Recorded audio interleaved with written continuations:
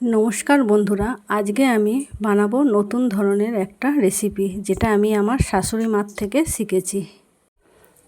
একটা বাটি নিয়েছি, তাতে আমি 250 গ্রাম মতো বেসন ঢেলে দিলাম। একটা বাটি নিয়েছি, তাতে আমি 250 গ্রাম মতো বেসন ঢেলে দিলাম। 250 গ্রাম বেসন আমি নিয়ে নিয়েছি। এর মধ্যে দিয়ে দেবো আমি আন্দাজ মতো নুন, হলুদ, লাল লঙ্কার গুঁড়ো। এবার এটা চামচ দিয়ে মিশিয়ে জল দিয়ে মাখতে হবে। মিশিয়ে নিয়েছি, এবারে এতে একটু জল দিয়ে একটু টাইট করে ভালো করে মাখতে হবে। এভাবে টাইট করে মেখে নিতে হবে। আর ছোট ছোট পকোড়ার মতো বড়া ভাজতে হবে, তার জন্য এটা ভালো করে ফাটিয়ে নিতে হবে। দেখুন, এভাবে মিহি করে ফাটিয়ে নিতে হবে, না হলে বড়াটা শক্ত থাকবে। এরা মিহি করে ফাটালে নরম হবে। আর এটা বুঝবো কি করে? দেখুন, এটা জলে ফেলে দেখছি, পুরো পারফেক্ট হয়েছে। আমার বেসন ফাটানো হয়ে গেছে, রেডি। এবার আমি গ্যাসে কড়াইটা বসিয়ে দেব। কড়াই বসিয়ে দিয়েছি, এবার এতে তেল দিয়ে দেব। এবার ছোট ছোট করে আমি এর মধ্যে পকোড়া দিয়ে দেবো।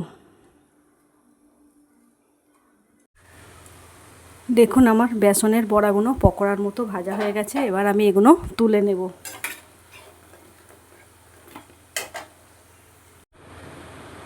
দেখুন, আমার বড়াগুলো পকোড়ার মতো ভাজা হয়ে গেছে। আবারও আমি ওই বাটির মধ্যে কিছুটা বেসন নিয়ে নিয়েছি, কিছুটা নুন নিলাম আন্দাজ মতো, হলুদ নিলাম, লাল লঙ্কা, কিছুটা জল ঢেলে দিলাম এতে। দেখুন, এবার ভালো করে ফেটিয়ে নেব। দেখুন, বেসনটা ফাটা হয়ে গেছে। আর একটি জায়গায় আমি দই নিয়ে নিয়েছি 250। এবার এটাও ভালো করে ফাটিয়ে নেব।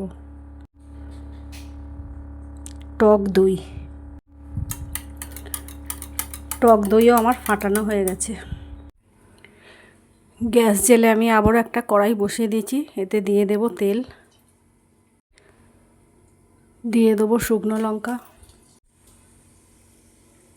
সর্ষে,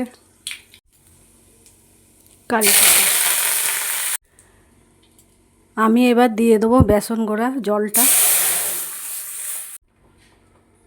এর মধ্যে আমি আবারও একটু জল অ্যাড করলাম। এবার আমি এর মধ্যে অ্যাড করব ফেটিয়ে রাখা টক দই। এবার আমি দিয়ে দেবো বেসনের পকোড়াগুলো। তো আমার আজকের রেসিপি রেডি। আমি এবার গ্যাসটা অফ করে দেব। তো আজকের রেসিপি রেডি।